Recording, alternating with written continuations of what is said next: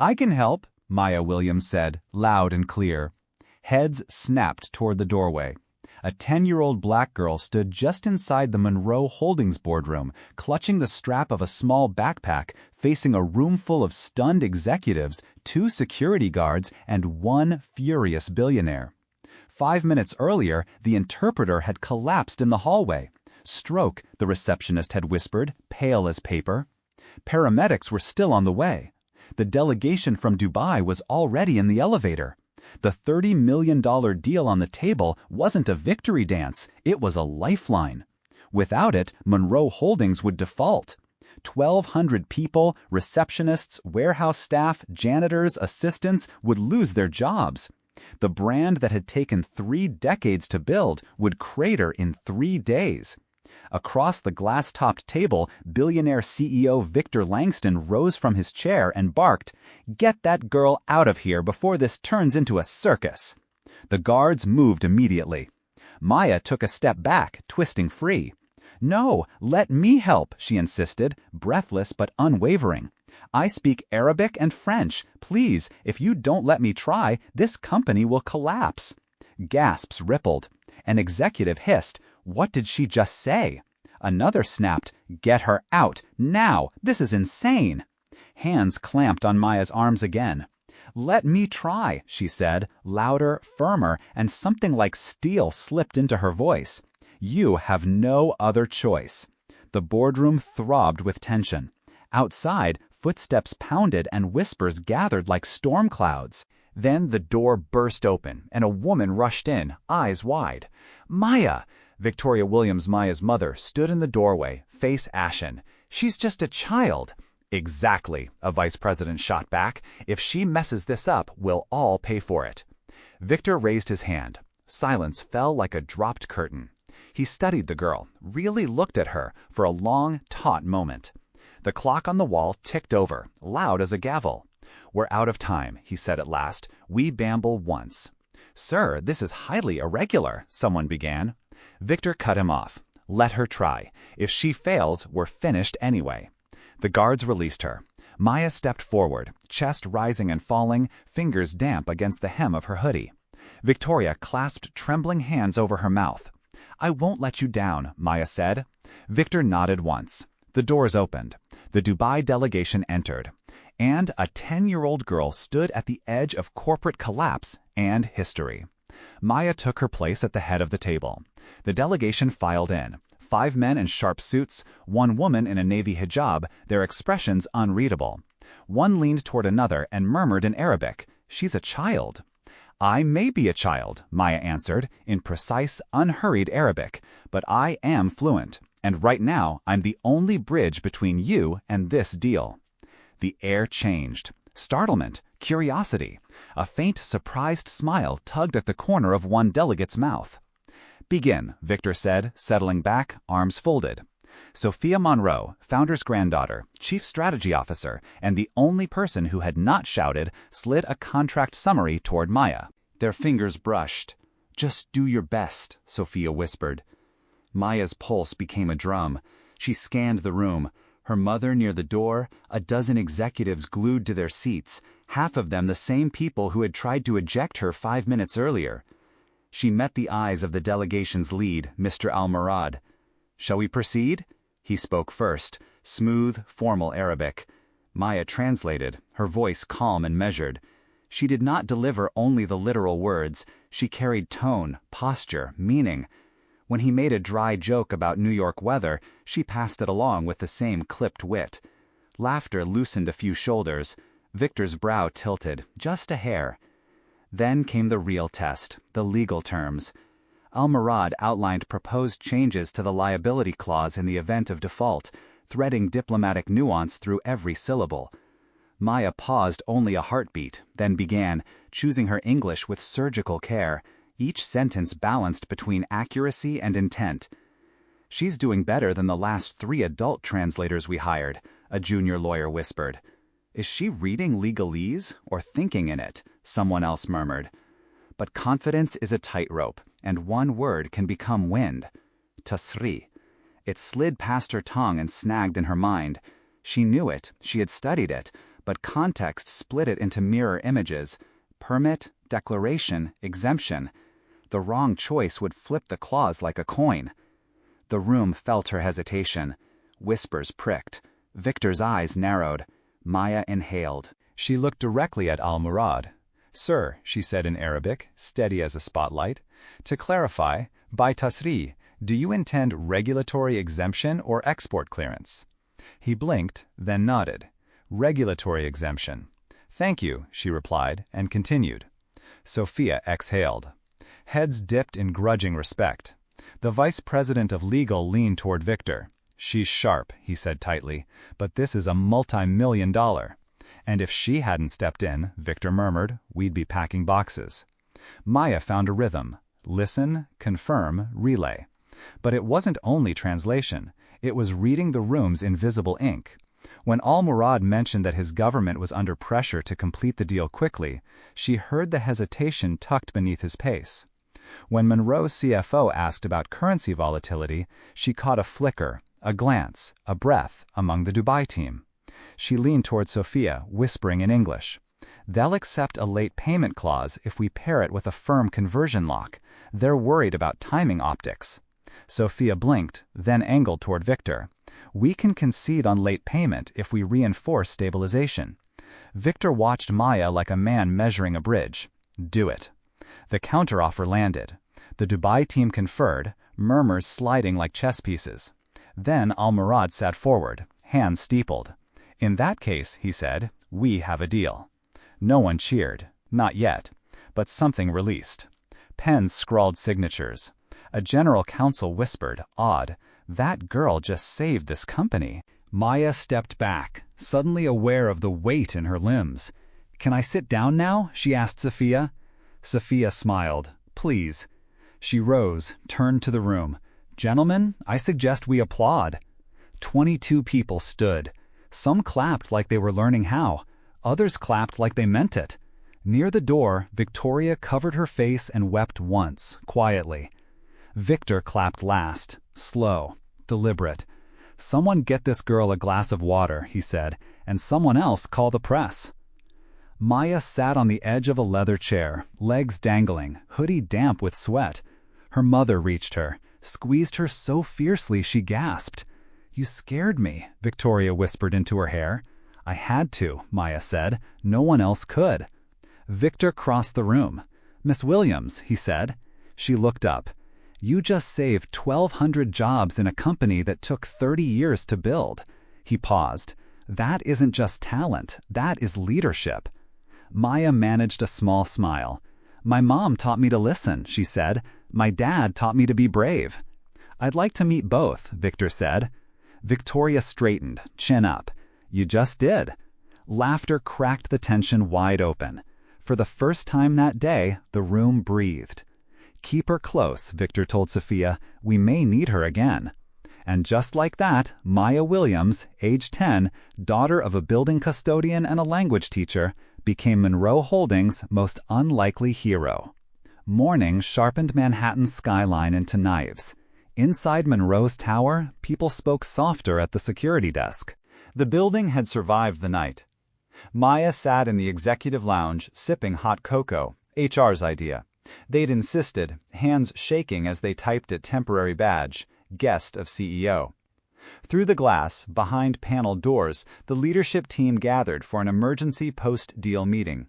Not numbers this time. Her. "What do we do with her?" a board member whispered. "She's 10, another said. "We can't hire a child, but we can't ignore this." Victor entered last, unlit cigar in one hand, tablet in the other. He set both down and spoke quietly. "You all saw it. She translated a multi-million-dollar negotiation better than anyone on our payroll." "She's brilliant," Sophia said. "But policy?" "I'm not making policy around a child," Victor said. "I'm making a promise. I want her safe, I want her educated, and I want Monroe," he tapped the table, "to be the reason she reaches her potential, not the world that eats her alive." "How?" a junior executive ventured. "Access, mentorship, scholarships, protection if needed. No contracts, no exploitation." Victor's gaze tracked the room. Clean and quiet lasted 3 hours. By afternoon, 2 business blogs screamed, "Child translator raises legal red flags." Anonymous emails hit a watchdog group alleging negligence. How had a child accessed a boardroom? Was this a breach of confidentiality? The whisper campaign had begun.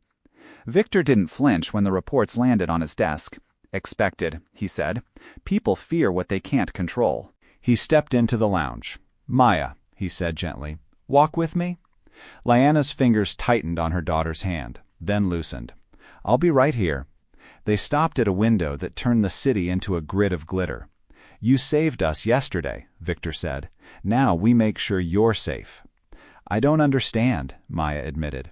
"Some people out there don't like what happened. They'll twist it, make it seem we were reckless, that you weren't prepared." "But I told the truth," she said. "You did," he agreed. "Now I want to help you." "How?" "I want to create a program for students like you, bright kids unseen by the machine. Language scholarships, mentors. Maybe one day you'll run it." "Will people stop being angry?" she asked. He smiled, just a line. "Some never will. The work is to build anyway."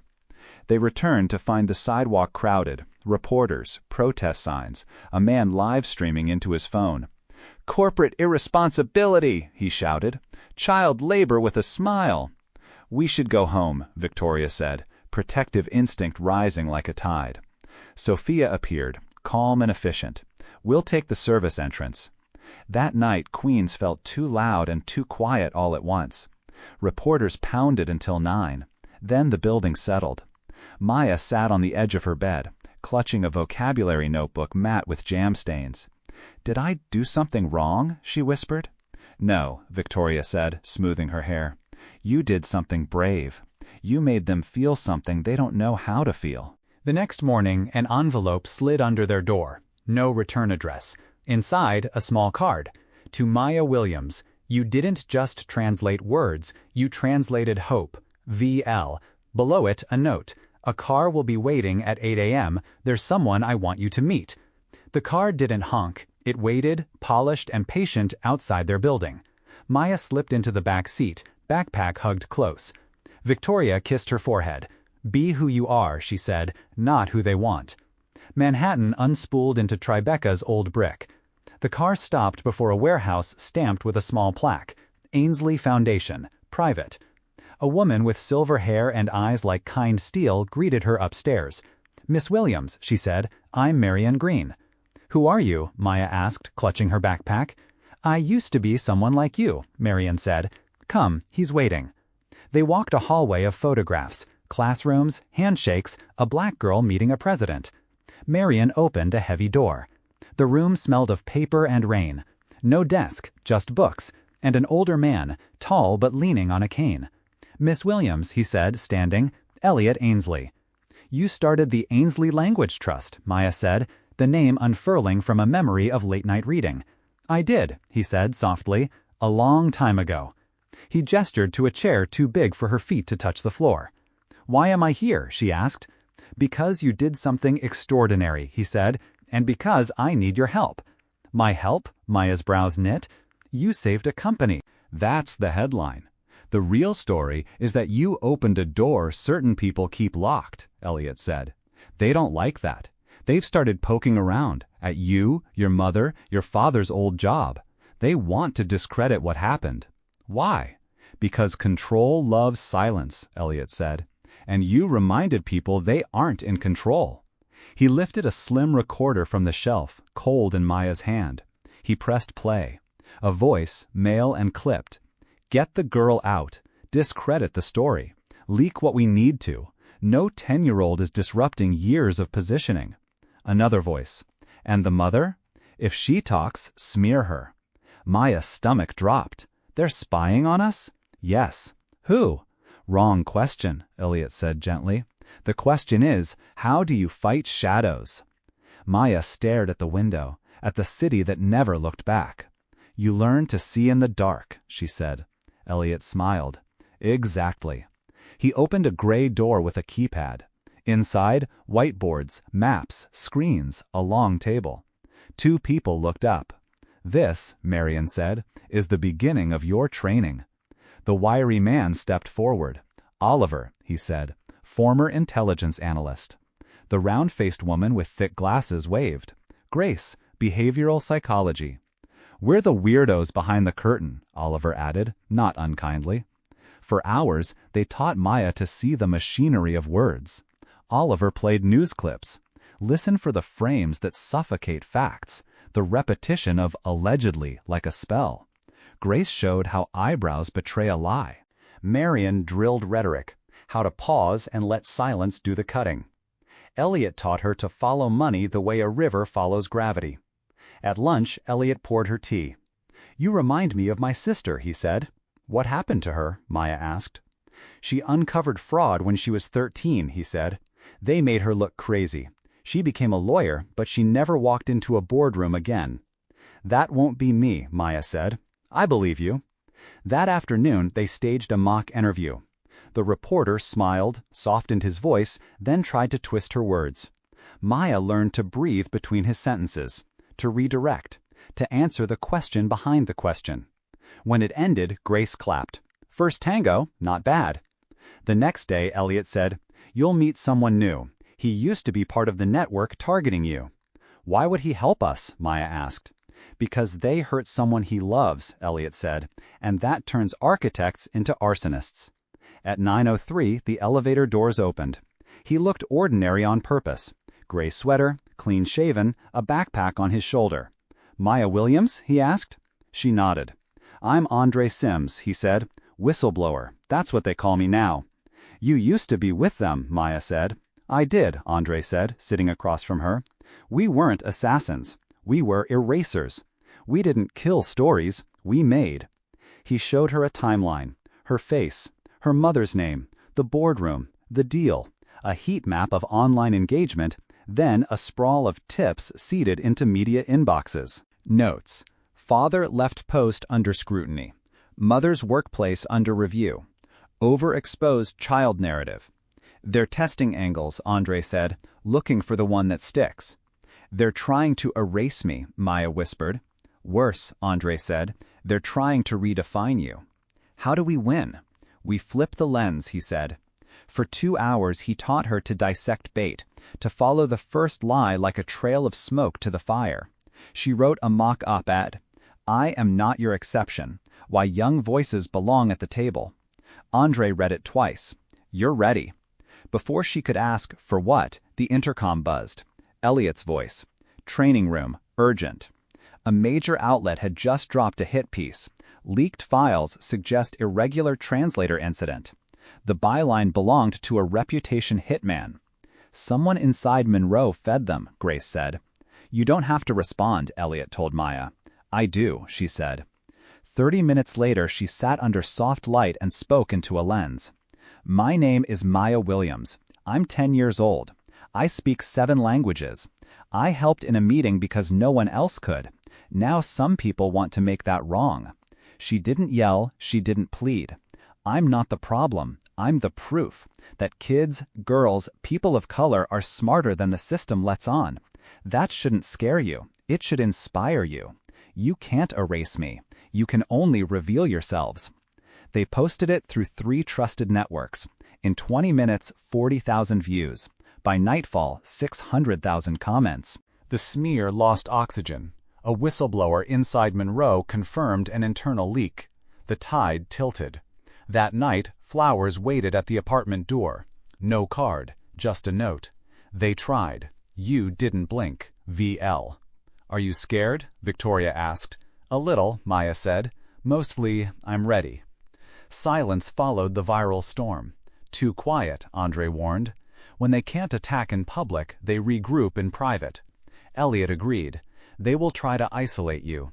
Make people hesitate to stand next to a child holding a mirror." So the training intensified. Scenario modeling. In one simulation, Maya sat at a pretend corporate table while adults talked over her about a partner firm accused of labor violations. She asked one question. "What if that was your child working there?" The room went still. She had not raised her voice, she had shifted it. Meanwhile, queens grew thinner around them. Anonymous calls to Liana's work, the super complaining about cameras. A man in a suit who stood across the street for 2 hours, hands in pockets, never looking away. Then came Baltimore. Elliot slid a folder across the table. "There's someone there," he said, "a former think tank operative. She reached out after your video." They met in a quiet harbor cafe. She called herself Nia. She had sharp cheekbones and eyes that never stopped moving. "They'll know I talked," she said, "but I can't be part of this anymore." From her bag, a hard drive. Names, donors, shell firms, asset flows, proof. "Why keep it?" Maya asked softly. "I was waiting for someone who couldn't be bought," Nia said. "Someone so young the machine would choke on her."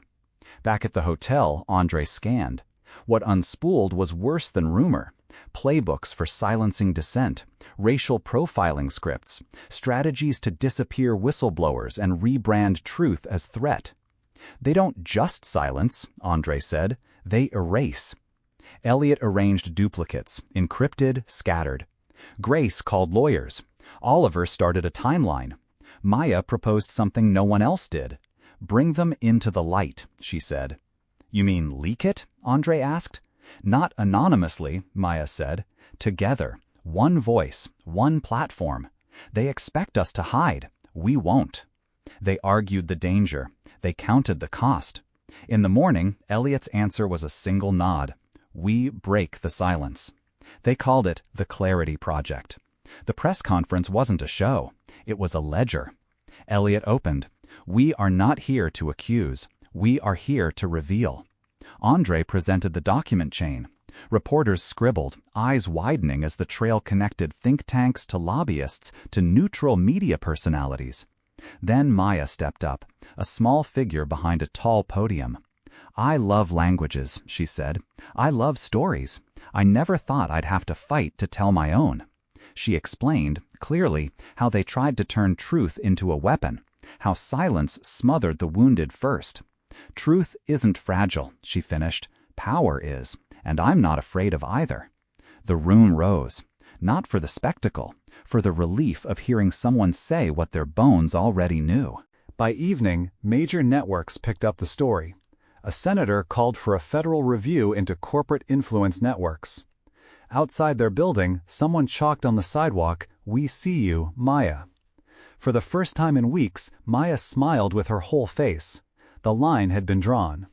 But power does not sleep. Bots braided doubt through timelines. Too young to be real.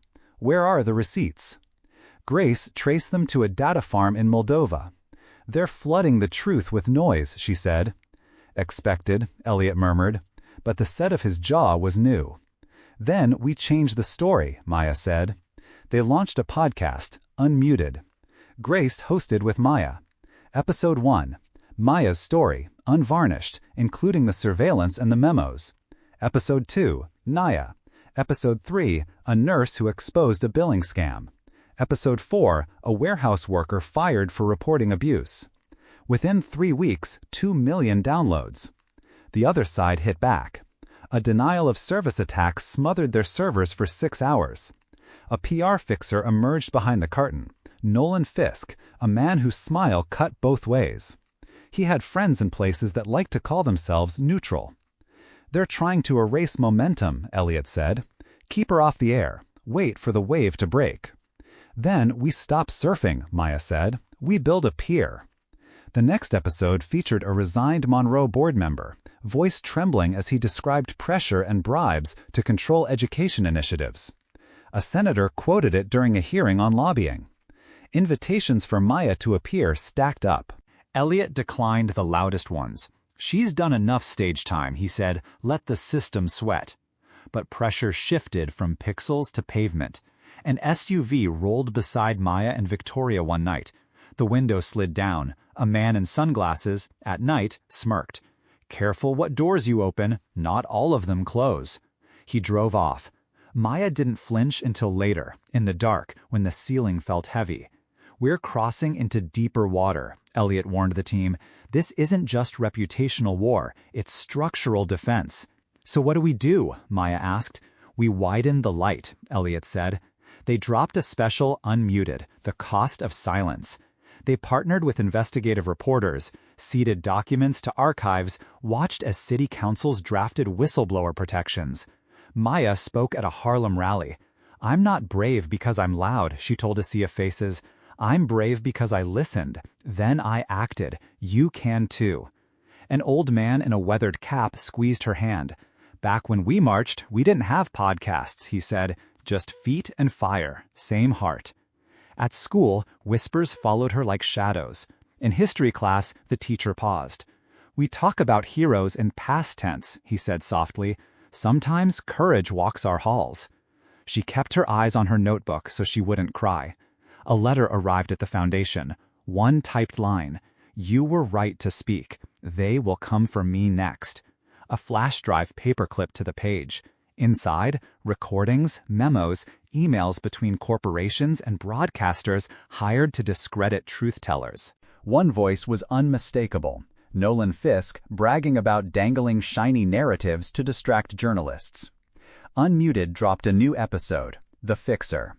The fallout was immediate. Contracts severed. Subpoenas landed. People who had smirked on Sunday stared at the floor by Friday. Emails poured in. "I never trusted those headlines, but didn't know why. My daughter wants to be like Maya. I was afraid to speak at work. Not anymore." Maya taped one note to her mirror. "You reminded me that my voice matters." She stared at it before bed, then turned out the light. The machine had tried to make her small enough to step over. Instead, she had become a map other people could follow. And whether they liked it or not, the people who built the machine had begun to look over their shoulders. The machine had tried to make her small enough to step over. Instead, she had become a map other people could follow. But maps are dangerous to those who build walls. A cream-colored envelope arrived at the Ainsley Foundation, delivered by courier in a plain manila folder. No sender, only an embossed seal. United States Senate, Committee on Oversight and Reform. Sophia Monroe slid it open with a practiced hand. Inside, an official letterhead. "We request the testimony of Miss Maya Williams in relation to ongoing investigations into disinformation networks, reputational suppression, and corporate lobbying influence." Victor Langston read it twice. Elliot Ainsley read it once, then folded it carefully. "They're pulling her into the center," he said. Victoria bristled. "She's 10 years old." "She's also the only one who can explain this in plain language," Elliot said. "Adults bury truth in footnotes. Maya makes people feel it." Maya sat quietly, swinging her feet under the table. "If I say no, will it all stop?" "No," Elliot said gently, "but if you say yes, it may finally change." Maya looked at her mother, then at the city skyline blazing beyond the glass. "Then I'll go." The week before the hearing became a blur of preparation. Oliver drilled her in procedure, how to address the chair, when to pause, when not to let a senator cut her off. Grace role-played aggressive questioning. "Miss Williams, aren't you simply being manipulated by adults?" Maya learned to breathe, wait, then cut the question in half with quiet truth. Andre fed her context, how networks funded think tanks that manufactured studies, how those studies became headlines, how headlines became the truth. He showed her flowcharts that looked like spiderwebs. At night, she lay awake, whispering words into the dark. Truth isn't fragile. Power is. Victoria kissed her forehead. "Just remember," she said softly, "they're people, not gods, and you've already faced worse." The day of the hearing, cameras bloomed like flowers along the marble steps. Protesters and supporters mingled, signs raised. "Listen to her. Kids don't belong in politics. Truth matters." Inside, the committee chamber hummed with expectation. Senators shuffled papers, journalists scribbled pre-written narratives. The air smelled faintly of ink and ambition. Maya sat at the witness table, legs barely reaching the floor, flanked by Elliot and Sophia. A microphone loomed in front of her like an interrogator. The chair cleared his throat. "Miss Williams, thank you for coming. Would you like to make an opening statement?" She adjusted the mic. "Yes." The room hushed. "My name is Maya Williams. I am 10 years old. I speak 7 languages. I never wanted to be here. I only wanted to help. But when I spoke, powerful people tried to silence me. Not just me, everyone who speaks inconvenient truths. They don't argue with facts, they erase them. They erase people. That's not democracy. That's fear. She paused. I'm here because silence doesn't protect us. It only protects those who harm us. And I won't be silent. Reporters' pens stuttered. A senator whispered to another, "She's a better communicator than half this room." They came sharp and fast. "Miss Williams, who coached you for this?" "No one coached me. People taught me. I learned, like any student." "Are you aware of the damage accusations like yours can cause? Are you aware of the damage silence already causes? Isn't it true that corporations have a right to defend their reputation? Yes, but not by lying, not by smearing people who tell the truth." One senator leaned forward, eyes narrowed. "Aren't you simply being used by adults with an agenda?" Maya's voice softened. "Every child is used by adults with an agenda. Schools, laws, even bedtime. The question is, what agenda? Mine is truth. What's yours?" The chamber froze. Cameras clicked like a drum roll. Even the senator leaned back, chastened. Clips of the hearing exploded online. 10-year-old dismantles Senate doublespeak. Maya Williams' one question stuns chamber. Millions watched, millions shared. But power never retreats quietly.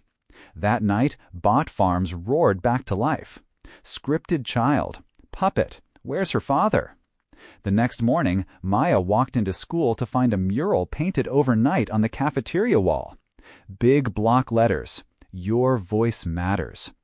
Beneath it, dozens of smaller signatures. Students, teachers, even janitors. She smiled, then kept walking. Weeks later, the Clarity Project proposed a national gathering. Activists, whistleblowers, journalists, students. They called it The Line, the point where silence ends and truth begins. It took place in Chicago, in a converted rail station humming with energy. Workshops filled corners. Fact-checking 101, whistleblower rights, digital literacy. Panels unfolded. When media fails, the cost of silence, truth in translation. Maya gave the keynote. Lines matter, she told the packed hall. Lines tell us where we stand. And when enough people stand together, a line becomes a wall against lies. Today, we draw that line. Applause rose like thunder. For 3 days, the summit buzzed. By the time it ended, local councils and universities had pledged funds for truth-telling initiatives. Victor Langston kept his promise. Monroe Holdings launched the Williams Trust, scholarships for young interpreters, funds for investigative youth journalism, support for families silenced by retaliation. Maya helped design its symbol, an open ear stylized into a flame. Because listening lights the dark, she explained. She traveled to schools, telling kids not just her story but theirs. Your questions matter. Your doubts matter. Don't let anyone shame you for speaking. Each time, more students raised their hands. Each time, silence cracked a little further. But Elliot warned, one summit won't dismantle a machine. We need proof, patterns, structure.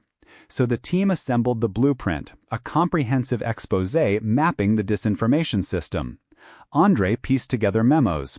Naya verified funding trails. Grace explained behavioral strategies.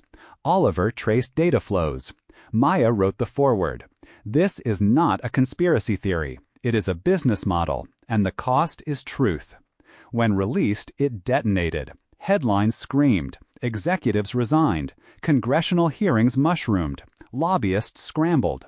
Citizens for once understood the machinery not as fog but as gears. Some called it the most important civic document in decades. Others called it treason.